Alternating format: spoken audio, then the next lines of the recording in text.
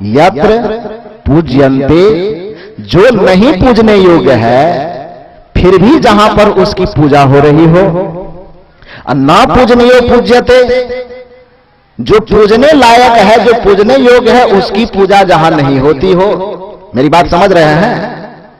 अपूज्या यत्र पूज्यन्ते, जिसकी पूजा नहीं होनी चाहिए फिर भी उसकी हम पूजा करें, और न पूजनीय पूज्यते, जिसकी पूजा करनी चाहिए उसकी पूजा हम नहीं करें, तो उसके परिणाम में क्या आएगा?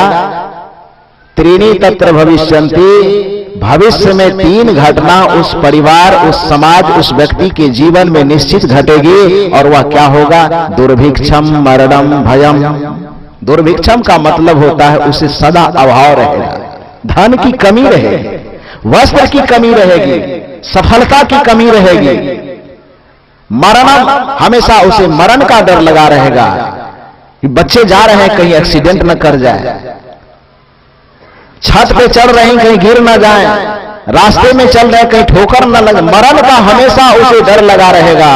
अभयम, संपत्ति में कहीं घाटा न लग जाए, घर से कहीं कोई चोरी न कर ले।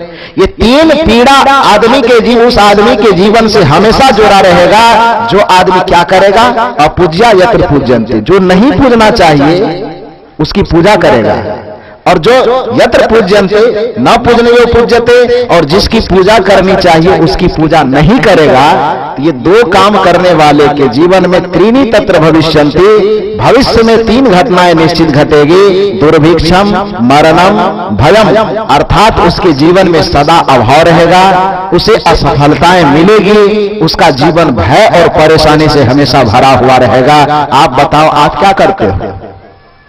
आपके द्वारा क्या होता है?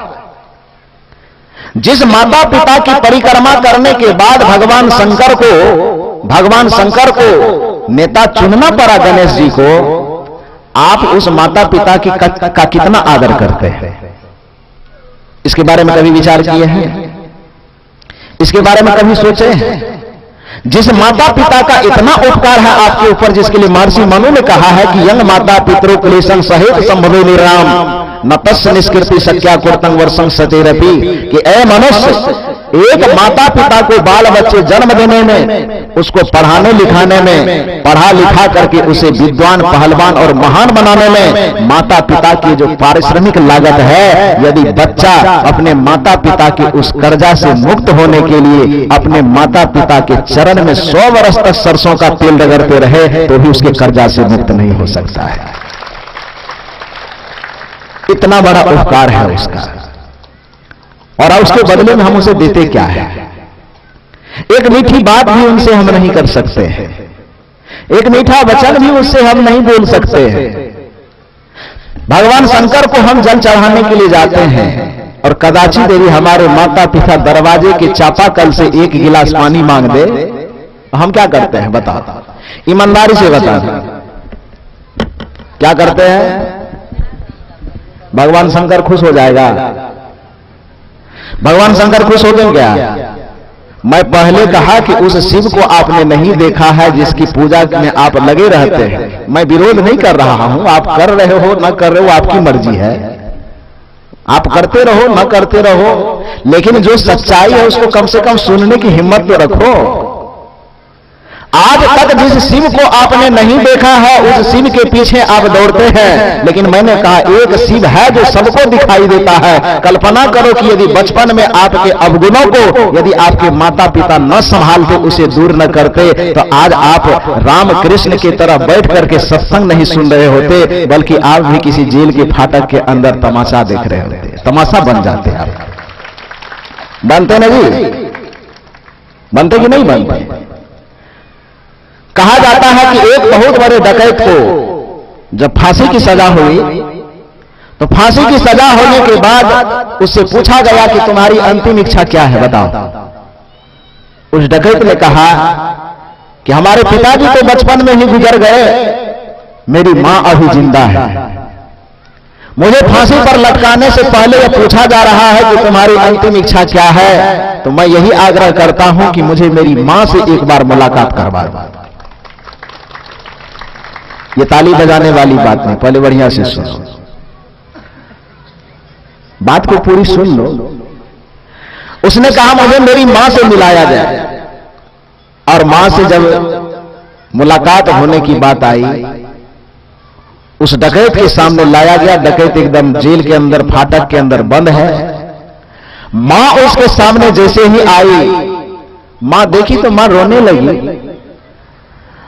बच्चा कहा कि मां मैं तुमसे गला मिलना चाहता हूं। डकैत जो था उसने कहा कि मैं तुझसे गला मिलना चाहता हूं, और मां जैसे ही गला मिलने के लिए गर्दन आगे बढ़ाती है तो वो बेटा उसके गर्दन को पकड़ करके और मां के नाक को अपने दांत से काट लिया।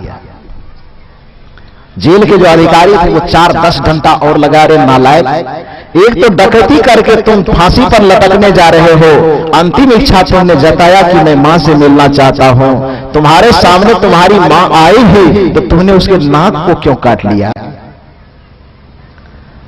वो जितनी इतनी सुंदर बात उस डकैत ने कहा अपने अंतिम समय में, जो बड़ा अस्मरणीय है। ध्यान से सुनो, आप भी ऐसी गलती करती होगी तो संभल जाना। उस डकैत ने कहा कि बेशक मैं गलती किया कि मैं अपने, एक तो डकैती किया यही गलती हो गई, दूसरी बात कि मैं जाते जाते मरते मरते, आवाज ठीक करो, मरते मरते मैं अपने मां के नाक को काट रहा हूं, काट दिया हूं, यह भी बहुत बड़ी गलती हो गई। लेकिन एक उदाहरण मैं दुनिया के सामने छोड़ करके जाना चाहता हूं, दुनिया को एक शिक्षा दे करके जाना चाहता हूं। इसी वजह से इस अंतिम घड़ी में मैंने अपने मां का नाक काट डाला। अधिकारियों ने पूछा कि वो कौन सी शिक्षा तुम दुनिया को देना चाहते हो? उन्होंने कहा दुनिया को मैं यही बताना चाहता हूं कि मैं बचपन में अनाथ, मेरे पिताजी गुजर गए, मेरी मां सिर्फ जिंदा थी।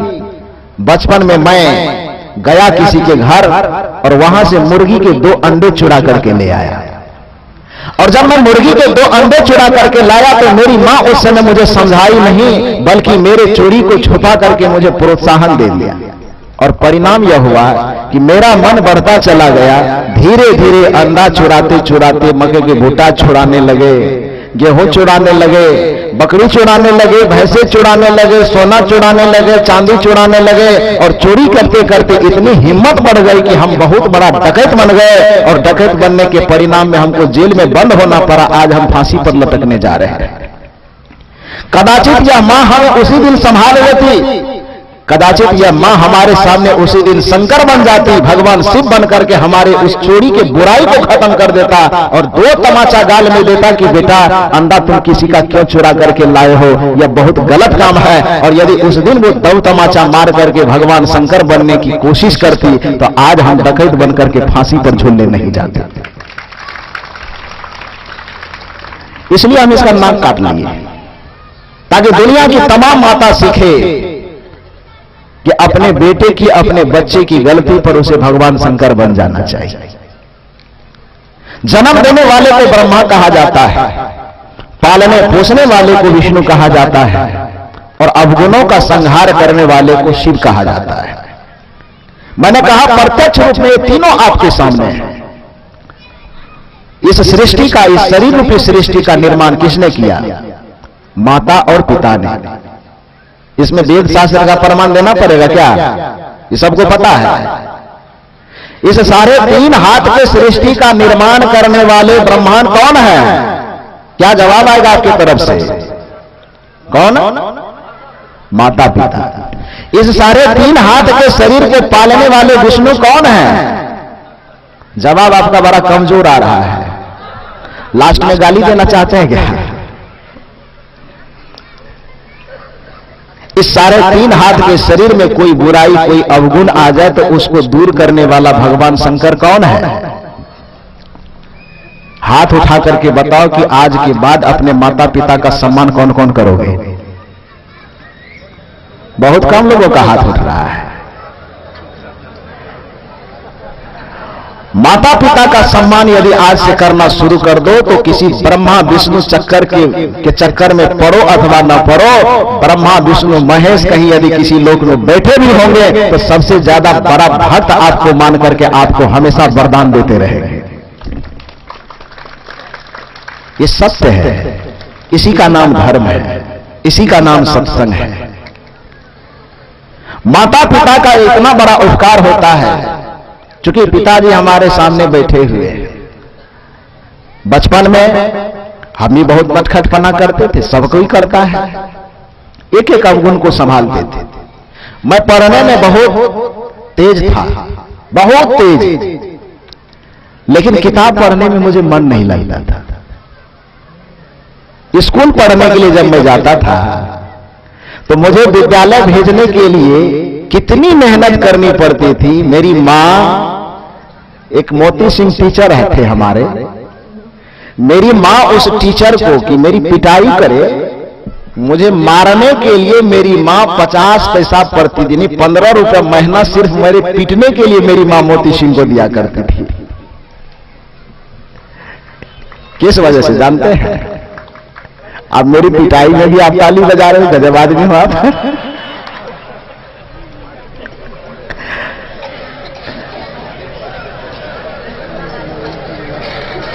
अब आपको ताली को देख करके बाबूजी के अभी भी पीटने लगे तो मुश्किलें हो जाएंगी।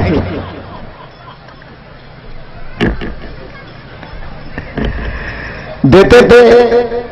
कारण क्या था कि मुझे विद्यालय मास्टर की मार से मुझे बहुत डर लगता था। मैं विद्यालय जाना नहीं चाहता था, लेकिन ये भी बात थी कि मैं पढ़ाई में कमजोर नहीं था।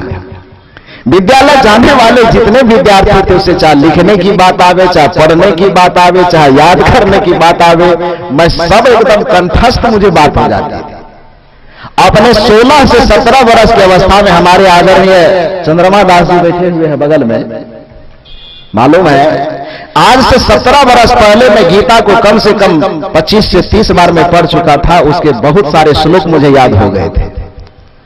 आज से 17, 18, 20 वर्ष पहले रामचरितमानस का पाठ करवाने के लिए थे तो उम्र में हम बच्चा, लेकिन उसके बावजूद भी गांव में जब कहीं भी रामायण पाठ होता था तो मुझको निमंत्रण मिलता था कि जब तक वो रामायण नहीं पढ़ेगा तो रामायण सुनने का मजा ही नहीं आएगा, और रामायण पढ़ने के लिए मुझे बुलाया जाता था।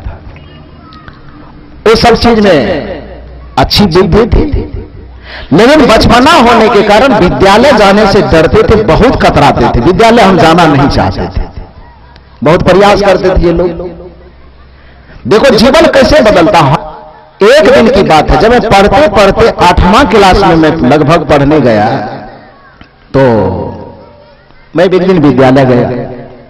ठंडी का महीना था। ध्यान से सुनिए, बहुत सारे विद्यार्थी भी इसमें बैठे हुए हैं, बहुत सारे माता पिता भी इसमें बैठे हुए हैं। इस बात को सुनिए, आपका जीवन बदल जाएगा। देखो मैं आपके सामने में हूं, मैं कोई बहुत बड़ा लाखपति करोड़पति हूं, मैं लाख करोड़ लेकर के यहां आया, ऐसी बात नहीं। मेरा जीवन कैसे बदला वो प्रैक्टिकल में आपको बता रहा हूं। जब मैं 8वां में पढ़ रहा था, विद्यालय जाने का मन नहीं करे, बिस्कुट दे तो कभी कोई बहाना कभी कोई बहाना लेकर के हम जाते थे। जब 8वां में पढ़ने गए तो 8वां में पढ़ने के दरमियान एक दिन मैं विद्यालय से आया। ठंडी का महीना था। उस ठंडी के मौसम में मेरी मां स्वेटर बुन रही थी, स्वेटर बना रही थी। ऐसे संध्या होने वाली थी, चूंकि 4 बजे विद्यालय में छुट्टी होती है।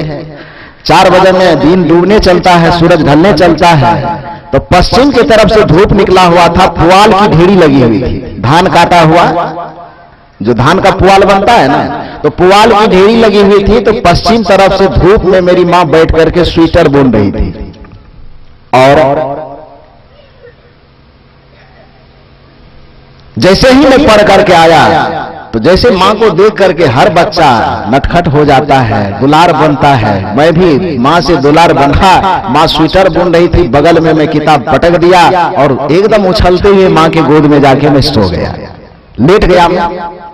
और स्कूल में जो जो चीज हुआ मैं बड़बड़ाते सब बात मां को बता रहा हूं कि ये हुआ वो हुआ। कुछ देख नहीं रहे हैं, केवल हम बता रहे हैं। ऐसे माथा ऊपर हम कर दिए, गोद में लेट गए और मां को हम बोल रहे, मां केवल स्वेटर बुन रही है, वो कुछ बोल नहीं रही। और जब मेरा माथा ऐसे ऊपर था, हम बोलते जा रहे हैं मां स्वेटर बुन रही, कुछ बोल नहीं रही है।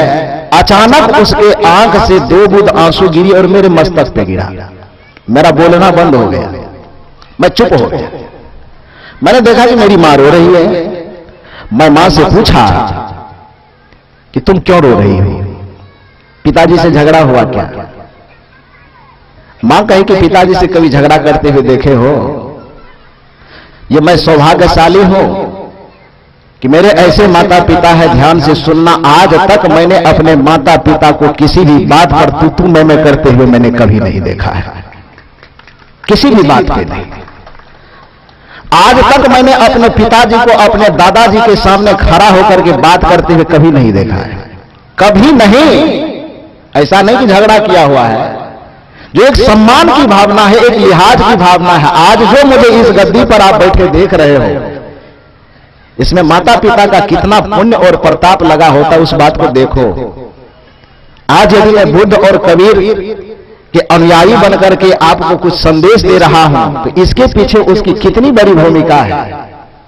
मेरे पिताजी अपने पिताजी का अर्थात मेरे दादाजी का इतना ज्यादा सम्मान करते हैं कि आज तक इतनी उम्र गुजर जाने के बावजूद भी आज तक मैंने कभी भी अपने पिताजी को दादा के सामने में खड़ा होकर के बात करते हुए नहीं देखा है। ऊंची आवाज में तो बात करने की बातें छोड़ दीजिए। आज तक मैंने अपने माता और पिता में कभी क्या होता है ऊंची आवाज में बात करना, ये बात मैंने कभी नहीं देखा। और उसका सुप्रभाव हम लोगों के ऊपर पड़ा, उसका संस्कार हम लोगों के ऊपर पड़ा। मेरी माता जी कहती है, मैंने मां से पूछा कि तुम रो क्यों रही हो, पिताजी से झगड़ा हुआ। मां कहती है कि झगड़ा करते हुए कभी देखे हो? मैंने कहा तब चाचा कुछ बोले हो, चाची से झगड़ा किए हो? मां कही किसी से झगड़ा नहीं हुआ। तो मैंने कहा तब तुम फिर रोती क्यों हो? जब अड़ोसी से, पड़ोसी से, चाचा से, चाची से, बाबू से, किसी से झगड़ा हुआ ही नहीं, कोई परेशानी ही नहीं है, तो भाई तुम रो क्यों रही हो? तो मां एक जवाब देती है। मां बोलती है कि बेटा, दुनिया के जितने भी माता पिता होंगे, प्रत्येक माता पिता अपने बाल बच्चे को 9 महीने का कष्ट सह करके भी इस धरती पर इसलिए जन्म देता है क्योंकि उससे एक आशा लगी होती है, एक उम्मीद लगा रहता है कि मेरा बाल बच्चा महान होकर के, विद्वान होकर के इतना नाम कमावे, इतना यश कमावे, इतना प्रतिष्ठा कमावे कि जो खानदान की इज्जत है उसको कम से कम बहुत आगे ले जाए, और यदि आगे न ले जाए तो जितना कमाया हुआ वो इज्जत है उसमें दाग न लगावे, उसमें धब्बा न लगावे। ये प्रत्येक माता पिता का अरमान होता है। दुनिया का जितने माँ बाप होंगे, चाहे वह हिंदू हो, मुसलमान हो, सिख हो, ईसाई हो, बैकवर्ड हो, फॉरवर्ड हो, उससे कोई मतलब नहीं। जो भी माता पिता होते हैं अपने बच्चे से यही आशा, यही उम्मीद रखते हैं कि हम तो जितना कर पाए, हमारा बेटा इतना नाम करे, इतना अपने प्रतिष्ठा को, इतना धन, इतना दौलत कमावे कि कम से कम हमारी प्रतिष्ठा को चांद तक पहुंचा दे, आसमान तक पहुंचा दे। और यदि उस आसमान तक मेरी प्रतिष्ठा को न पहुंचावे तो कम से कम खानदान के द्वारा, परिवार के द्वारा जो प्रतिष्ठा कमाई गई है उस पर दाग नहीं लगावे। यह माता पिता की सोच होती है ना जी। मेरी मां मुझसे यह बात कही, मैंने पूछा कि तुम क्यों रो रही हो, इसलिए बता रही है वो कि यही लालसा लेकर के दुनिया की प्रत्येक मां 9 महीने का कष्ट सह करके भी बच्चे को जन्म देती है इस धरती पर। तो मैंने कहा इसमें रोने वाली कौन बात हो गई? कहा रोने वाली बात यही हो गई कि जब मैं तुम दोनों के बारे में, तुम्हारे बारे में सोचती हो तो तुम इतना नटखटपना करते हो, इतनी चंचलता करते हो, पढ़ने लिखने के लिए नहीं जाते हो, जिसके कारण कभी कभी मुझे डर लगता है कि कहीं तुम अपने खानदान के नाम को बढ़ा तो नहीं ही पाओगे, लगता है कि कहीं अपने खानदान के नाम को डुबा न दो, इसीलिए हम रोते हैं। और जब मां के मुंह से यह बात हमने सुना तो उस दिन से मां के चरणों में मैं प्रणाम किया और मैंने कहा कि आज के बाद तुम्हारा बेटा वैसा पढ़ेगा, आज के बाद तुम्हारा बेटा वैसा काम करेगा जिस काम को करने के बदौलत पूरी दुनिया तुमको तुम्हारे चरणों में नमन करेगी, वही काम तुम्हारा बेटा करेगा। बदल गया, वहां से सोच बदल गई, दिशा बदल गई। किताब जो फेंका हुआ था उस किताब को उठा करके मैं हाथ में लिया, वहां से जीवन की दिशा बदल गई, जीवन की धारा बदल गई। भगवान नहीं बदल सकता था हमको, भगवान में विश्वास खूब करते थे, पूजा पाठ भी हम खूब करते थे, लेकिन मां के 2 बूंद आंसू मेरे पूरे तकदीर को बदल डाला। जो पूरा शास्त्र मुझे नहीं समझा सकता था, जो मुझे पूरा पुराण नहीं समझा सकता था, जो मुझे धर्म और अध्यात्म नहीं समझा सकता था, मेरी मां की 2 बूंद आंसू वो बातें मुझे समझा दी, और आज मेरा जीवन कहां और कैसे है यह आपके नजर के सामने में है। इसलिए जीवन में जहां कहीं भी जिस दिशा में सफलता पाना चाहते हैं, तो आप भी कहीं आसमान से नहीं टपके हैं, आप भी किसी न किसी माँ बाप के बच्चे हैं। इसलिए अपने माँ बाप के आंसू की लाज आप बचाना, तो आपका जीवन सब विधि सुखी हो जाएगा, सब विधि से सुखी होगा, सब विधि से आनंदित होगा, सब विधि से परिपूर्ण होगा। सज्जनों, मैंने कहा आपसे यह कि हम उस देवता की पूजा करें। यदि सुख चाहते हैं तो हमें देवता, उस देवता की पूजा करनी पड़ेगी जो प्रत्यक्ष है। क्योंकि देवता का मतलब ही होता है, संस्कृत साहित्य में वाक्य आया है कि ददामि नित्यम सह देवता, जो हमें देता हो उसी को हम देवता कहते हैं। देने वाले को देवता कहा जाता है, और देने वाला केवल चित्र ही नहीं है। देता कौन कौन है? दुनिया में सब चीज तो दे ही रहा है। पृथ्वी को माता क्यों कहा जाता है? सूरज को भगवान क्यों कहा जाता है? हवा को देवता क्यों कहा जाता है? पानी को देवता क्यों कहा जाता है? पानी कोई देवता है लेकिन फिर भी कहलाता है। कारण क्या है? इसके पीछे मनोवैज्ञानिक तत्व क्या है? वही संस्कृत का सूत्र कि ददामि नित्यम सह देवता, जो हमें निरंतर दे रहा हो उसे हम देवता कहते हैं। और पानी, आसमान, सूरज, चांद, तारे क्या देता है? फिल्म के एक गाना में इस चीज को दर्शाया गया, बहुत पुराना गाना है। मधुबन खुशबू देता है, सुने गाना। फिल्म का यह गाना कहता है कि सूरज को हम भगवान क्यों कहें, फूल को हम भगवान क्यों कहें, नदी, नाले, पर्वत, पहाड़ को हम भगवान क्यों कहें। फिल्म के गाना में यह बात आई है, मधुबन खुशबू देता है, सागर सावन देता है। कुछ रोका है क्या? वृक्ष क्या देता है? फल देता है। फूल क्या देता है? गुलाब के फूल क्या देता है? सुगंधि बिखेरता है। हवा क्या देती है? हमें जीवन और शीतलता देती है। पानी क्या देता है? हमें जीवन देता है। पृथ्वी क्या देता है? हमें जीवन जीने का आधार देता है, दे रहा है ना। मधुबन खुशबू देता है, सागर सावन देता है, जीना उसका जीना है, जीना उसका जीना है, जो औरों को जीवन देता है, मधुबन खुशबू देता है। ये मधुबन खुशबू देता है, ये सागर सावन की झरियां देते हैं, ये सूरज हमें किरणें दिया करती है, ये फूल हमें सुगंधि दिया करती है, ये पर्वत, ये पहाड़, ये नदी, ये नाले हमारे नजरों को संतोष दिया करता है। तो सब तो हमें दे ही रहा है। इसलिए प्रकृति भी देवता, सूरज चांद तारे भी देवता, उसकी भी सुरक्षा, प्रदूषण से मुक्ति दिला करके हमें उसकी भी सुरक्षा करनी चाहिए। वृक्षों को हम जल जितना चढ़ाते हैं, तो जल चढ़ाने से तो इसलिए उसकी पूजा मानी जाएगी क्योंकि जल चढ़ाने से वृक्ष हरा होता है। लेकिन साथ साथ यह ध्यान रखें कि गंदगी न फैलावे, कचरा न फैलावे। यह भी वृक्ष देवता की सबसे बड़ी पूजा है, प्रकृति देवता की सबसे बड़ी पूजा है। अभिप्राय यह है कि आप उस देवता की पूजा करें जिसने आपको बनाया है। अब इससे 2 कदम और आगे बढ़िए। एक वह देवता है जिस देवता के बदौलत संपूर्ण सृष्टि खड़ा हुआ है। उस देवता का नाम है जीवन देवता, उस देवता का नाम है आत्म देवता। क्योंकि जब तक आत्मा देवता की उपस्थिति नहीं होगी, न माता काम आएंगे, न पिता काम आएंगे, न गुरु काम आएंगे, न सत्संग काम आएगा, न धर्म काम आएगा, न विज्ञान काम आएगा, न व्यवहार काम आएगा, न परमार्थ काम, कुछ काम आएगा। वह जीवन रूपी देवता, वह सबसे बड़ा देवता है। माता पिता भी तब तक मान्य होगा जब जीवन देवता की उपस्थिति रहेगी, अर्थात उस आत्म देवता की उपस्थिति रहेगी। आत्मा न रहे, माता कुछ भी काम नहीं देगी। आत्मा न रहे, पिता कुछ भी काम नहीं देंगे। आत्मा न रहे, परिवार कुछ भी काम नहीं देगा। आत्मा न रहे, संसार और समाज कुछ भी काम नहीं दे सकता है। जिस आत्मा के बदौलत संपूर्ण सृष्टि, संपूर्ण संसार आपके लिए मनोरम बना हुआ है, जीवन में कभी भी उस आत्म देवता की पूजा आपने किया है? किए हैं क्या? दुर्भाग्य की बात है कि जितने व्यवहारिक और पारमार्थिक देवता असल में है, जिसकी पूजा हमें निरंतर करनी चाहिए, उसकी पूजा की हम अवहेलना करते हैं, और जिसकी पूजा से हमारा बहुत कुछ बनने बिगड़ने वाला नहीं है, उसके पीछे हम ज्यादा पागल रहते हैं। वह भी आपको थोड़ी देर के लिए मानसिक संतुष्टि देता होगा, अच्छी बात है, उससे भी हो सकता है आपको लाभ मिलता होगा, लेकिन सबसे ज्यादा जीवन में सदैव लाभ ही लाभ, सदैव संतुष्टि ही संतुष्टि, सदैव सफलता ही सफलता खोजना चाहते हैं। तो पहला सूत्र आप याद रखिए कि आज तक आप दुखी हैं उस देवता की पूजा करके, जिस देवता को, जिस मंदिर को आपने खुद बनाया है। आज से प्रयोग विधि बदल देना, आज के बाद उस देवता की पूजा करना आरंभ करना जिस देवता ने आपको बनाया है।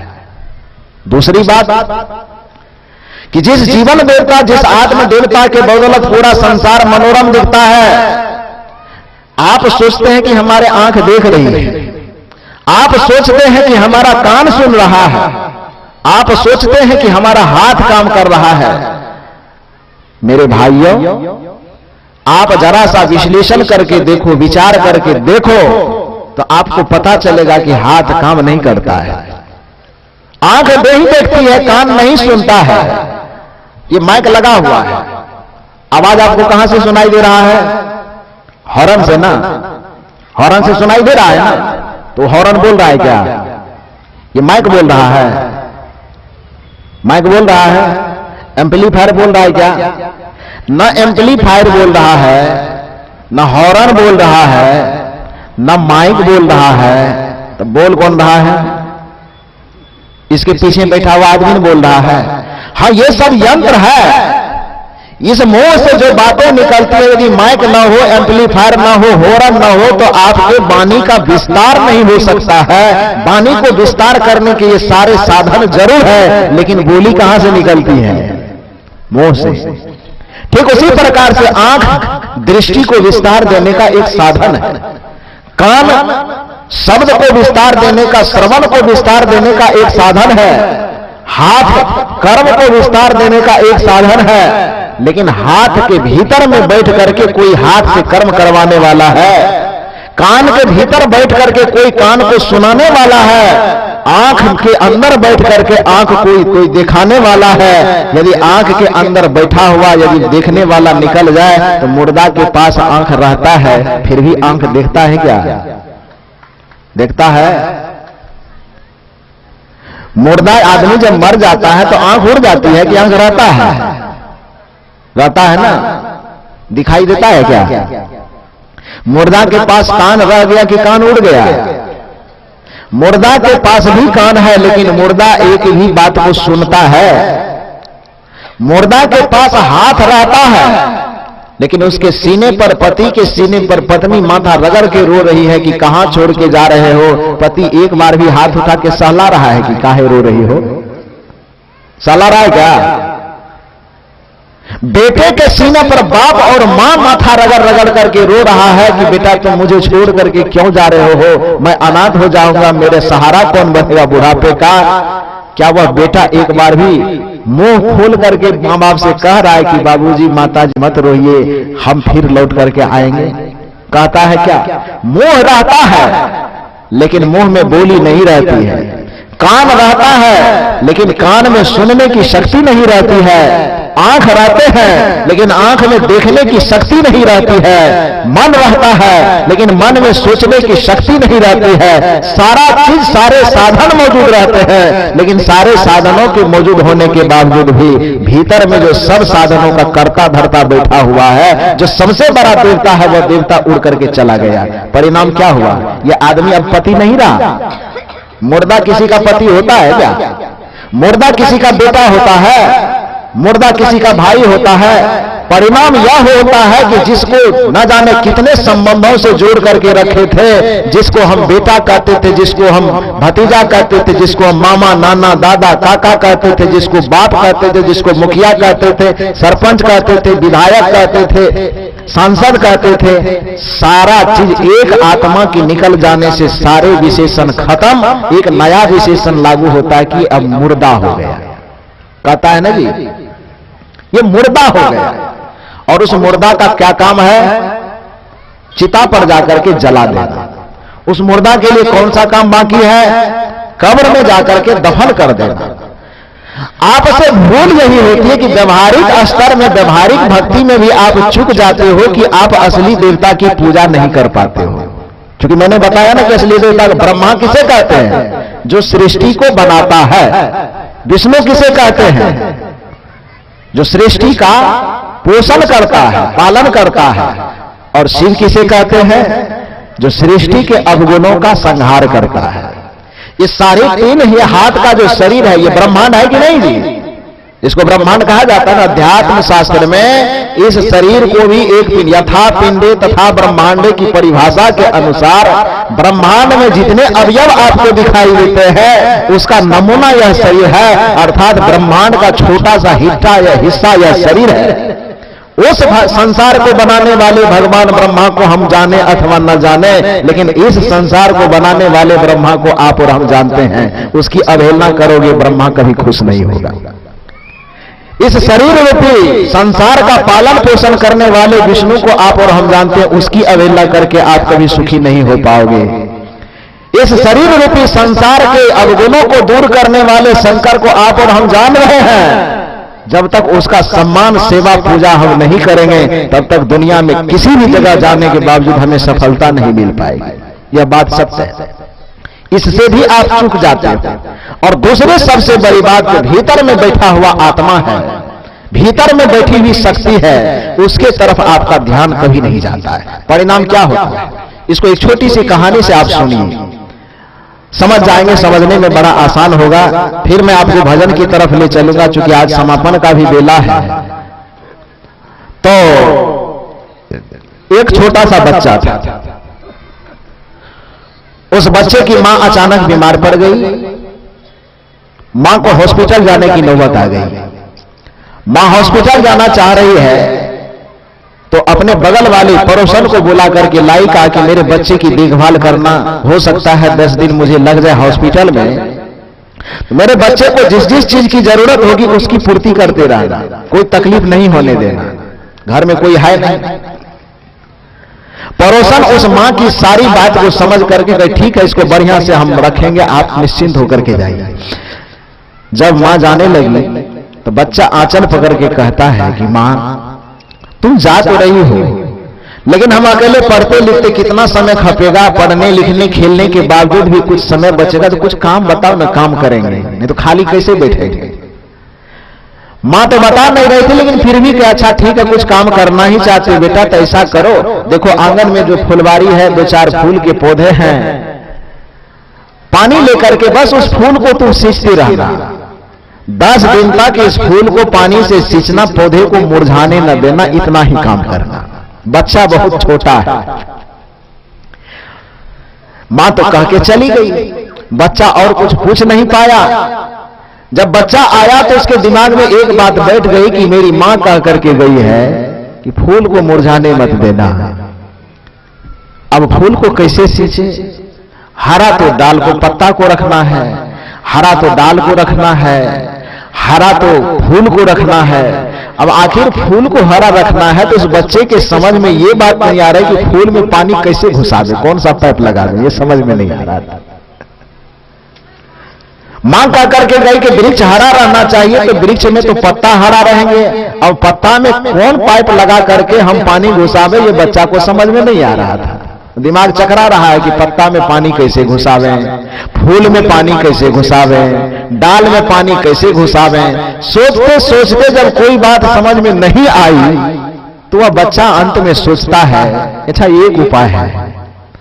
अपने पड़ोसन के पास, चाची के पास गई कि चाची मुझे कुछ रुई दे दीजिए, कुछ डिटोल दे दीजिए, कुछ गुलाब जल दे दीजिए। मां से बगल वाली आंटी सोची यदि ज्यादा इस बच्चा से कुछ पूछेंगे हो सकता है रोने लगे तो आफत आ जाएगा, इसलिए जो जो मांगता गया वो बेहिचक आंख कान मूंद करके वो सब चीजें, कोई प्रश्न नहीं करे, जो मांगे वह पूरा कर दे। तो गुलाब जल दिया गया, डिटोल दिया गया और थोड़ी रुई दी गई। जानते हो उस बच्चे ने क्या किया? मां का चूंकि आदेश है कि फूल मुरझाना नहीं चाहिए, बच्चा एक कटोरी में गुलाब जल भरा, दूसरी कटोरी में डिटोल भरा और रुई लेकर के जाता है। पत्ता में पानी तो किसी चीज से घुस नहीं सकता है, आखिर पत्ता को हरा कैसे रखा जाए, तो रुई को डिटोल में भींगा भींगा करके पत्ता को पोंछता है और पत्ते में पानी घुसाने का प्रयास करता है। दूसरे रुई से गुलाब जल को भींगा करके डाल को पोंछता है, फूल को पोंछता है। कितना मेहनत कर रहा है, मेहनत कर रहा है ना जी। मेहनत बड़ा भयंकर हो रहा है कि एक एक पत्ते के पंखुड़ियों को गुलाब जल से पोंछा जा रहा है। मेहनत में कमी है क्या? एक एक डाल को रुई से पोंछा जा रहा है, पानी भींगा भींगा करके। मेहनत में कमी है? लेकिन आप बताओ, मेहनत में तो कोई कमी नहीं, फिर भी जितना दिन बीतेगा तो गाछ हरा होगा कि मुरझाएगा? क्या होगा? मेहनत क्या हुआ था? मेहनत किया जा रहा है, लेकिन फिर भी वह पौधा खिलने और हरा होने की बजाय और मुरझाता चला जा रहा है। पौधा जितना मुरझाता है, बच्चे और मायूस होते चले जा रहे हैं। 10 दिन बीत गया, मां उधर से आई। जिस तरह पौधा मुरझा गया था, बच्चे का भी चेहरा उदासी से मुरझा गया कि मां एक बात कह करके गई और उसको हम पूरा नहीं कर पाए, अब क्या करें। मुंह लटका करके बैठा हुआ है। मां भी सोची कि पता नहीं मेरे बेटे को ठीक से रखा कि नहीं। बगल वाली चाची को भी डांट दिया उसकी मां। बच्चा दौड़ कर गया, कहा नहीं नहीं, मेरी चाची की कोई गलती नहीं है, ये तो सब बढ़िया से ख्याल रखती ही थी। तो कहा तब तुम आखिर मुंह लटका के क्यों खड़े हो? उस बच्चे ने कहा कि एक तो काम मांग करके मैं लिया, तुम मुझे काम मांगने पर बताई कि फूल को हरा रखना, लेकिन मैं एक कोशिश नहीं 1 लाख कोशिश किया, दिन रात मेहनत किया। जब भी मुझे फुर्सत मिलती तो मैं कटोरे में डिटोल और गुलाब जल लेकर के बैठ जाता था, रुई से हमेशा पत्ते, फूल और डाल को पोंछते रहता था। लेकिन दुख की बात है कि फिर भी मैं उस फूल के वृक्ष को हरा भरा नहीं रख पाया, मुरझाने लगा। मां कही कैसे सींचता था बेटा, चलो थोड़ा फूल का पौधा दिखाओ। बच्चे उंगली पकड़ करके मां के साथ जाता है, फूल का पौधा दिखाता है। मां जब फूल के वृक्ष को देखी, फूल के जड़ को देखी, तो बच्चे की सारे करामात को समझ गई। समझेगी कि नहीं समझेगी? बच्चे की सारे करामात को मां समझ गई। मां पूछती है कि बेटा मेहनत बहुत किया? बेटा कहता हां मां, बहुत मेहनत की, पता नहीं फिर भी सफलता नहीं मिली। मां ने कहा बेटा क्या क्या मेहनत की, थोड़ा मुझे बताओ। बच्चे ने कहा मैंने पत्ते को रुई से पोंछा, मैंने पत्ते को गुलाब जल से पोंछा, मैंने पत्ते को डिटोल से पोंछा, लेकिन इसके बावजूद भी कोई कारगर उपाय सिद्ध नहीं हुआ। तो कहा तब एक बात बताओ, इतना मेहनत तो तुम बता रहे हो बेटा, लेकिन इस वृक्ष के जड़ में कभी एको बूंद पानी डाला था कि नहीं? तो बच्चा मुंह लटका के कहता है कि हरा रखना था डाल को, पत्ता को, तो जड़ में पानी काहे डालते? जड़ में पानी डालने की क्या जरूरत है? जड़ कभी हरा होता है क्या? जब हमें पत्तों को हरा रखना था, फूल को हरा रखना था, डाल को हरा रखना था, तो मुझे जड़ से क्या लेना देना, ये बच्चा कह रहा है। आप उस बच्चा को समझदार कहोगे कि ना समझ? क्या कहेंगे? जोर से बोलिए थोड़ा सा। आप उस ना समझ बच्चा से कब हो क्या?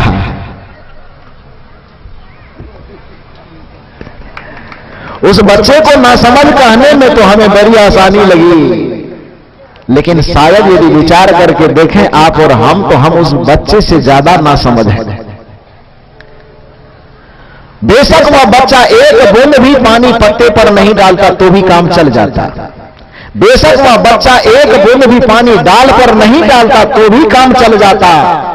वह बच्चा यदि फूल के पंखुड़ियों पर एक छींटा भी पानी नहीं पड़ने देता तो भी काम चल जाता। किसी चीज पर पानी न डालता, सिर्फ जड़ में पानी डालते रहता तो वृक्ष मुरझाता नहीं, वृक्ष हमेशा हरा भरा रहता। समझदारी यही कहती है। आपके द्वारा अपने जीवन को हरा भरा रखने के लिए यही प्रयास किया जा रहा है कि आप डाल को पूछते हो तो कभी पत्ते को पूछते हो, कभी फूल को पूछते हो।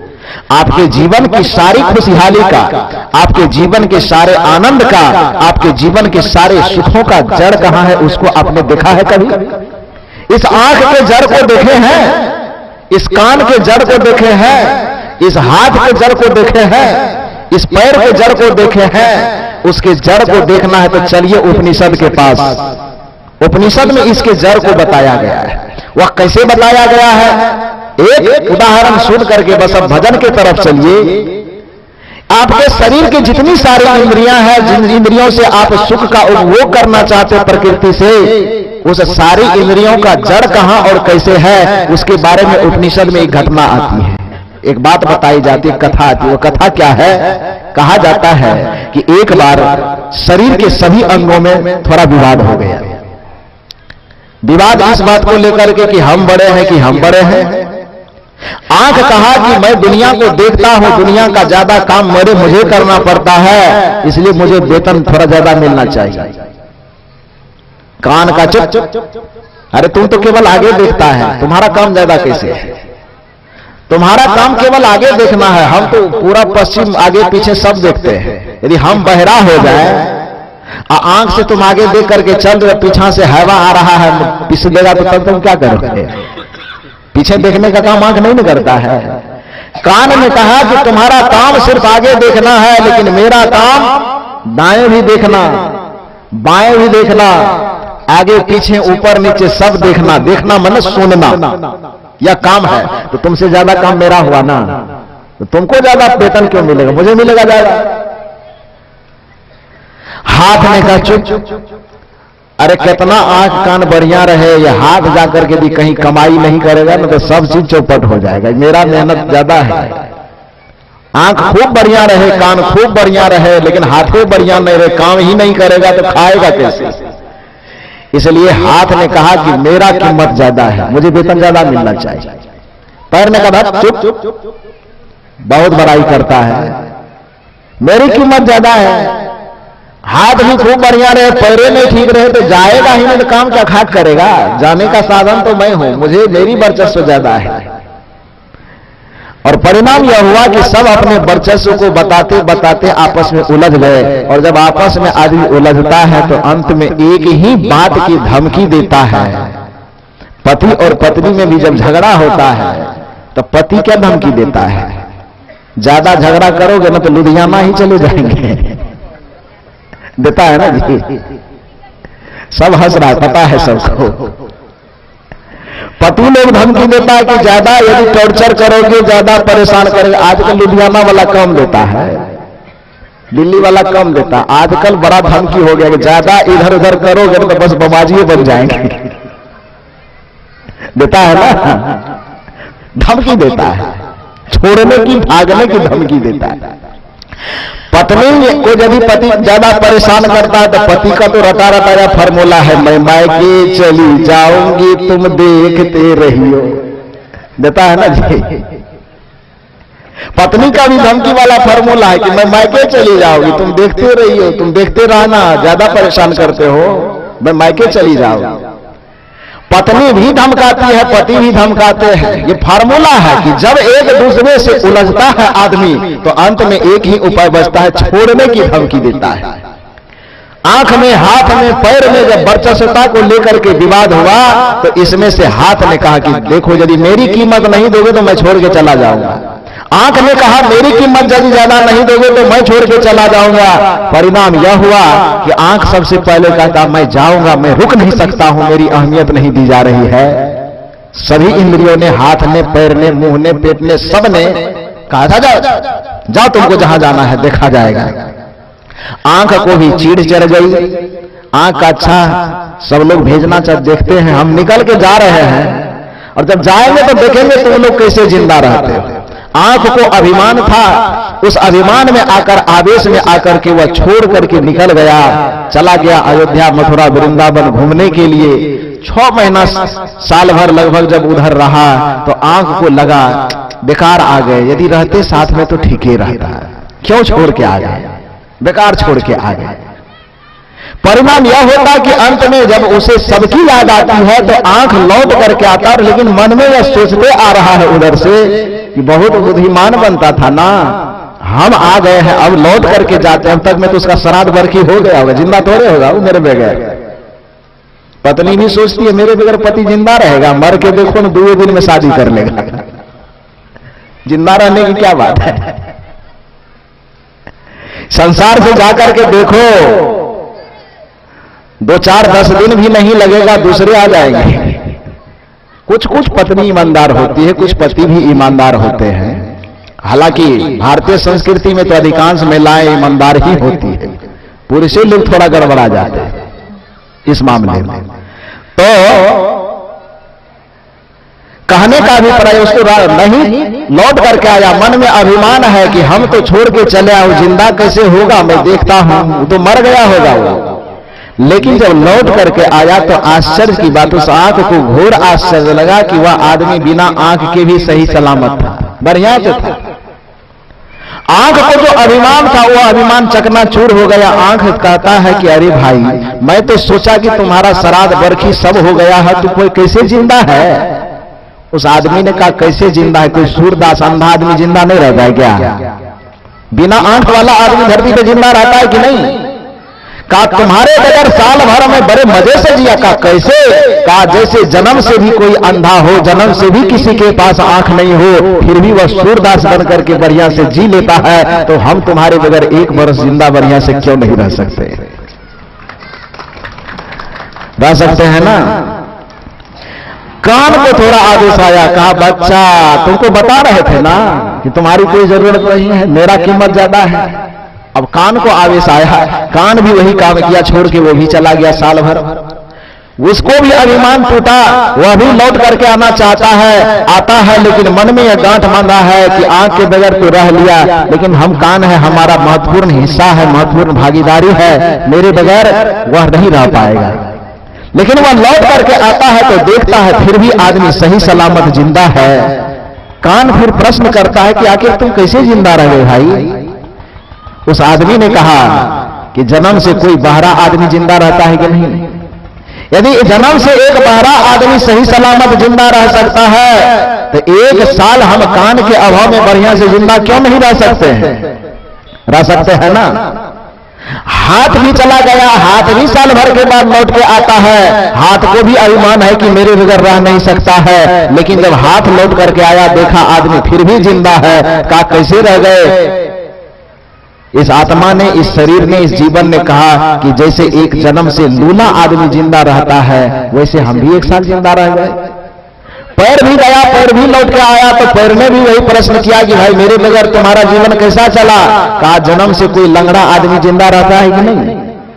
जब जन्म भर का लंगड़ा आदमी जीवन जी सकता है तो 1 साल के लिए हम समझ के लंगड़ा ही हो गए तो जीने में क्या दिक्कत है, क्या अड़चन है? जब सबके बगैर जीवन संभव लगने लगा तो फिर तो मनमानी आत्मा को लगा कि सब तो अपना मनमानी सब सिद्ध कर दिया। अब सब अपना मनमानापन सिद्ध कर दिया तो अब हमको भी थोड़ा बहुत बताना चाहिए। आत्मा कहती है कि अब तुम लोग तो अपनी अपनी काबिलियत आंक लिए भाई, अब मुझे भी 6 महीना के लिए वृंदावन घूमने भेजोगे क्या? मैं जाऊं? आत्मा यह प्रश्न कर रहा है कि मैं जाऊं 6 महीना कहीं से घूम करके आऊं? सबको अजमाया हुआ था, सबने सोचा हाथ चला गया तो कुछ नहीं बिगड़ा, पैर चला गया तो कुछ नहीं बिगड़ा, आंख भी चला गया तो कुछ नहीं बिगड़ा, किसी के जाने से कुछ बिगड़ा नहीं। भैया आत्मा भी कह रहा एक बार इसको भी अजमा लो, जाओ यहां से। सब अजमा ही लिया तो तुम काहे बाकी रह जाओगे? जाओ यहां से, तुम भी वृंदावन मथुरा घूम करके आओ। जब आत्मा को कह दिया तो आत्मा बार बार समझाने की कोशिश कर रहे हैं कि मुझे मत भेजो, लेकिन सबको, सबका देखा हुआ था, सोचा सबको आजमा लिए तो एक बार इसको भी आजमा के देखते हैं। परिणाम यह हुआ कि सबने एक स्वर में कह दिया आत्मा को कि आप भी जा सकते हैं, जाइए। आत्मा का सोच समझ के बोलो। सबने कहा कोई बात नहीं, सोच समझ के ही बोल रहे हैं, आप जा सकते हैं। आत्मा को जब हरी झंडी चारों तरफ से मिल गई तो धीरे धीरे अपने सारी चेतना को पैर से लेकर हाथ से लेकर समेटते समेटते चारों तरफ से एकदम कंठ के पास आकर के अटका दिया। और आत्मा जहां जहां से अपनी चेतना को खींचने लगी, हाथ से चेतना खींची जाएगी तो हाथ में कोई ताकत बचेगी क्या? एक कुर्ती हिल डोल कर पाएगा? करेगा ये? हाथ से चेतना, आत्मा की चेतन शक्ति इस हाथ से खींची चली जाए, ये हाथ हिल डोल भी पाएगा? पैर से आत्मा की चेतना शक्ति खींची चली जाए, पैर में कोई सुगबुगाहट तक भी हो पाएगी क्या? इतनी सी साधारण बात आपके समझ में आ रही है ना? कबीर का विद्यालय है, बच्चा की तरफ तकहरा पढ़ाएगा आपको, पढ़िए बढ़िया से। बेचारा करता क्या है, आत्मा धीरे धीरे अपनी चेतना को सिमटना आरंभ करता। जहां जहां से चेतना सिमटती चली जा रही है, वो जगह, वो इंद्रियां एकदम शिथिल और शून्य होते चला जा रहा है। आत्मा जब कंठ के पास आ गया, आत्मा को लगा कि एक बार और पूछ ले कि अब जाएं कि नहीं जाए। आत्मा एक बार फिर लौट करके पलट करके पूछते हैं सभी इंद्रियों से कि अब भी समय है, एक बार इशारा करो तो तुम मुझे 6 महीना की छुट्टी क्या दोगे यार? यदि 6 सेकंड के लिए हमने छुट्टी ले लिया तो तुम्हारा राम नाम सत्य हो जाएगा, जिलेबी थोड़ी बांटना पड़ जाएगा, लोगों को बांटना पड़ेगा ना जी। आत्मा ने कहा कि एक बार बढ़िया से विचार कर लो। तब तक में चूंकि चेतना सिमटने के कारण सभी इंद्रियां शिथिल हो गई थी, सबको पता चल गया था कि आंख के बगैर तो जिंदा रहा जा सकता है, कान के बगैर तो जिंदा रहा जा सकता है, मुंह के बगैर तो जिंदा रहा जा सकता है, इंद्रियों के बगैर तो जिंदा रहा जा सकता है, ज्ञानेंद्रियों और कर्मेंद्रियों के बगैर भी जिंदा रहा जा सकता है, लेकिन एक आत्मा यदि इस शरीर को छोड़ करके निकल जाए तो उसके बगैर जीवन का अस्तित्व समाप्त हो जाएगा, उसके बगैर जिंदा नहीं रहा जा सकता है। आप एक बात बताओ मुझे, इस संपूर्ण जीवन रूपी वृक्ष के जड़ कौन हुआ? इस संपूर्ण जीवन जो है, इस जीवन रूपी वृक्ष का जड़ कौन हुआ? जैसे वह बच्चा उस फूल को हरा रखने के लिए डाल पर गुलाब जल से पोछा लगा रहा है, जैसे वह बच्चा फूल के पंखुड़ियों पर डिटोल से पोछा लगा रहा है, वह वृक्ष कभी हरा रहेगा क्या? रहेगा? आप आंख को सजा करके सुखी होना चाहते हो, डिटोल लगा रहे हो ना। बाल को संवार करके आप सुखी होना चाहते हो, कपड़े के डिजाइन को बदल करके आप सुखी होना चाहते हो, चप्पल के डिजाइन को बदल करके सुखी होना चाहते हो। आजकल तो ऐसा है कि आदमी अपने होंठ का भी डिजाइन बदल करके लिपस्टिक रगड़ रगड़ के डिजाइन बदलता है और उसके डिजाइन को बदल करके वह सुखी होना चाहता है। आदमी बाल का भी कलर, पहले तो लोग केवल काला करता था, पहले काला ही करता था, लेकिन आजकल कई कई जगह देखते हैं कि डिजाइन इसका भी बदलता है, कहीं नीला भी कर रखा है, कहीं लाल भी कर रखा है ना जी। इसके भी डिजाइन को बदल बदल के सुखी होना चाहता है। आंख का डिजाइन बदलेगा, मोछ दाढ़ी का भी डिजाइन बदलता है, देखेंगे ना, डिजाइन बदलता है एकदम। अब क्या डिजाइन का नाम हो तो आप ये लोग जानिएगा, अभी दाढ़ी मोछ वाले सब हैं, ये सवाल का जवाब हम नहीं दे सकते। लेकिन बाहर के डिजाइन को बदल करके आप सुखी होना चाहते हैं, अर्थात इंद्रियों को पोंछ पोंछ करके, इंद्रियों को संवार करके आप सुखी होना चाहते हैं, हरा रखना चाहते हैं जीवन को। जड़ में आप कभी पानी नहीं डालते हैं। आप बताइए कि यह जीवन रूपी वृक्ष में खुशहाली का हरापन कभी रहे आएगा क्या? विचार आप कर सकते हैं ना, ये बात आपके दिमाग में घुस रही है। आपका जीवन कैसे खुशहाल रहेगा? आपका जीवन कैसे आनंदित रहेगा? आपका जीवन कैसे प्रकाश से भरेगा? आपका जीवन कैसे सुख शांति से भरेगा? इसके बारे में आप सोचिए। कहने का अभिप्राय यह है कि प्रत्येक मनुष्य भक्ति करता है, धर्म करता है, कथा सुनता है, प्रवचन सुनता है, ध्यान करता है, साधना करता है, तो उसके पीछे एक चाहत होती है, एक वजह होता है, और उस वजह का नाम है कि हमें सुख मिले, हमें शांति मिले, हमें आनंद मिले। और उस सुख शांति आनंद के लिए वह पूजा भी करता है, भक्ति भी करता है, ध्यान भी करता है, सत्संग भी सुनता है, तीर्थ भी जाता है, व्रत भी करता है। लेकिन भगवान शंकर और माता पार्वती के संवाद के अनुसार माता पार्वती यह प्रश्न कर रहे हैं भगवान शंकर से कि प्रभु आप यह बताइए कि पूरे दुनिया के लोग किसी न किसी भांति पूजा भक्ति करने के बाद भी फिर भी दुनिया अशांत क्यों है, फिर भी दुनिया के लोग समस्या से ग्रस्त क्यों है, फिर भी दुनिया के लोग दुख में उलझा हुआ क्यों है। माता पार्वती को भगवान शंकर यही जवाब देते हैं कि अपूज्या यत्र पूज्यन्ते न पूजनयो पूज्यते त्रीणि तत्र भविष्यन्ति दुर्भिक्षम मरणम भयम। कि हे पार्वती, मनुष्य आज ऐसा भोला हो गया है, ऐसा चालबाज हो गया है कि अपने प्रत्येक मनमाना को वह भक्ति पूजा और ज्ञान का जमा पहना देता है, बशर्ते वो भक्ति करता नहीं है। क्योंकि भक्ति का असली स्वरूप वह है कि वह दिखने वाले ब्रह्मा की तो अवहेलना करता है, लेकिन जिस ब्रह्मा को वह देखता नहीं है उसके पीछे वो पागल है। दिखने वाले शिव की तो अवहेलना करता है, लेकिन जो शिव कभी दिखाई दिया नहीं, दिखाई देगा भी नहीं, उसके पीछे पागल है। जो विष्णु इसको दिखाई नहीं देता उसके पीछे ये पागल है, लेकिन जो विष्णु प्रत्यक्ष में नजर के सामने में दिखाई दे रहा है उस विष्णु को एक सूखी रोटी तक देना ये पसंद नहीं करता है। भला बताओ सुखी कैसे होगा। इसलिए यह समाधान है कि आज तक आपने उस देवता की पूजा की है जिस देवता और जिस मंदिर को आपने बनाया है। यदि आज के बाद आप सुखी शांत और आनंदित होना चाहते हैं तो आज के बाद उस देवता की पूजा करना जिस देवता ने आपको खुद बनाया है, तो आपका जीवन परम सुखी होगा। बस निवेदन की कड़ी को यहीं पर विराम देते हुए